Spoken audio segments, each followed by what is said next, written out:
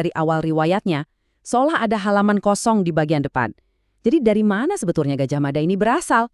Nah, ini dia, pertanyaan intinya. Dan ini yang akan kita coba pecahkan bersama. Gimana ceritanya seorang tokoh yang begitu kolosal, namanya terukir di seluruh penjuru kepulauan, tapi seolah-olah dia muncul begitu saja di panggung sejarah, tanpa ada cerita pembuka, tanpa ada prolog.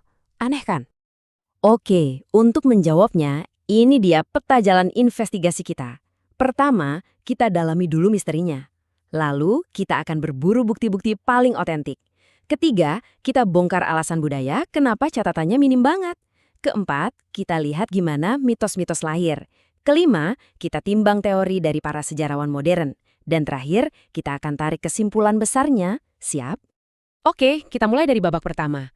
Misteri Gajah Mada itu sendiri. Kita ini sedang berhadapan dengan sebuah paradoks sejarah yang luar biasa loh. Seorang arsitek imperium yang asal-usulnya gelap gulita. Coba deh perhatikan kontras yang ada di sini. Ini yang bikin kisahnya jadi menarik banget. Di satu sisi, sejarah itu dengan jelas, dengan gamblang, mencatat semua pencapaian hebatnya. Tapi di sisi lain, info paling dasar tentang dirinya, di mana dia lahir, siapa ayah ibunya, gimana masa kecilnya, semuanya kosong melompong. Bener-bener sebuah halaman yang putih bersih. Jadi, kalau kita mau jadi detektif sejarah, kita harus mulai dari mana? Ya tentu saja dari bukti primer. Bukti yang paling otentik, yang berasal langsung dari zamannya.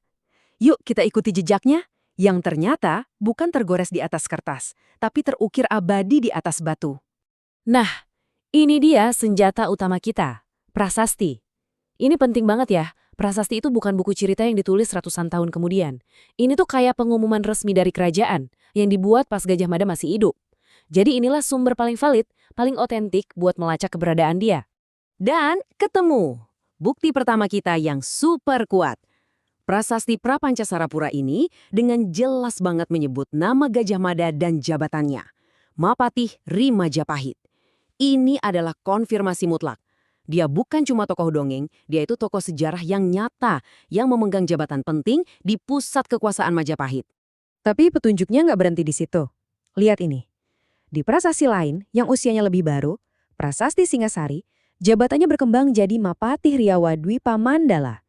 Dari yang tadinya cuma menteri di Majapahit, sekarang jadi menteri untuk seluruh Mandala Jawa.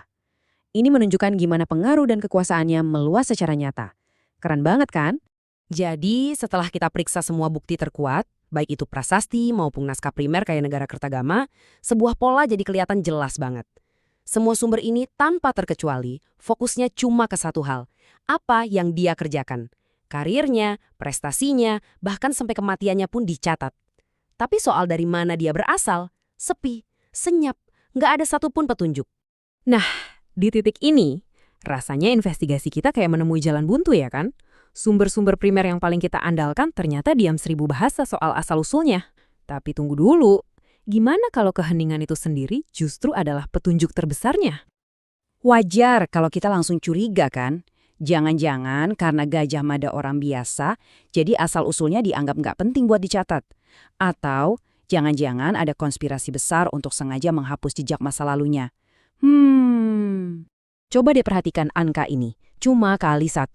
Bayangin, dari sekian banyak raja Jawa yang berkuasa di zaman itu, hanya ada 1 orang raja yang tahun kelahirannya dicatat secara resmi.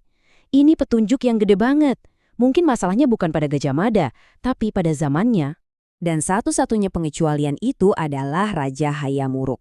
Itu pun kelahirannya dicatat bukan buat arsip negara atau semacamnya, tapi karena kelahirannya itu kebetulan bertepatan dengan letusan gunung, sebuah peristiwa alam dahsyat yang dianggap sebagai pertanda dari para dewa. Ini justru membuktikan kalau mencatat kelahiran itu adalah hal yang sangat-sangat langka. Dan disinilah momen aha kita. Semuanya jadi masuk akal.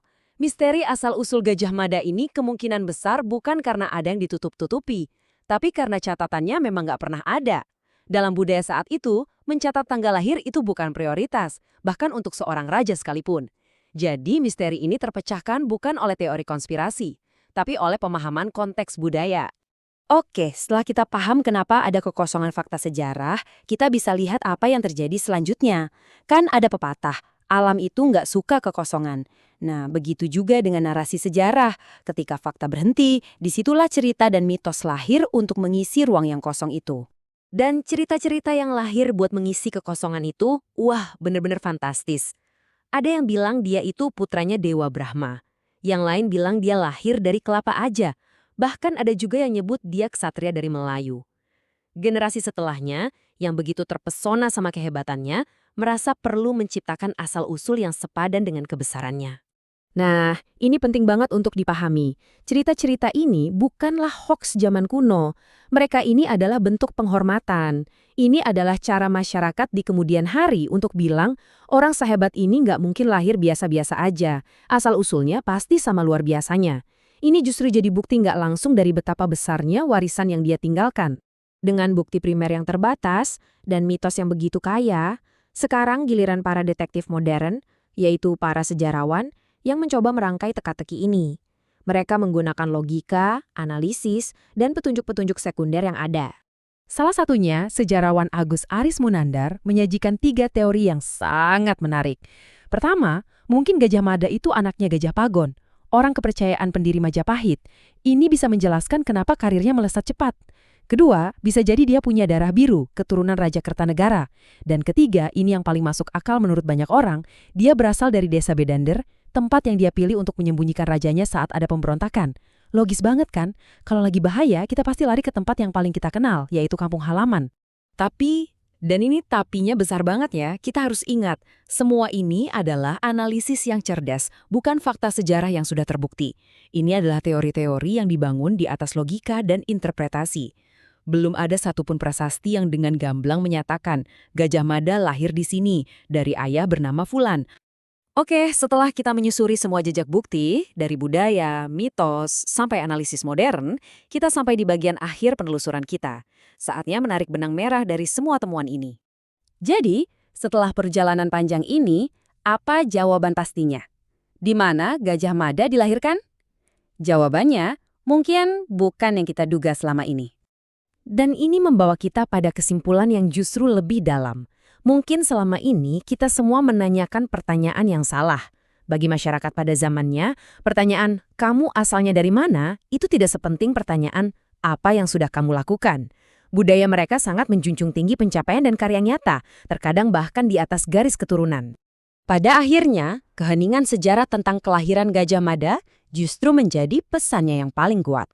Kisahnya mengajarkan kita sebuah pelajaran yang universal, bahwa sebuah warisan sejati itu tidak ditentukan oleh titik awal kita, tapi oleh jejak yang kita tinggalkan melalui tindakan-tindakan kita.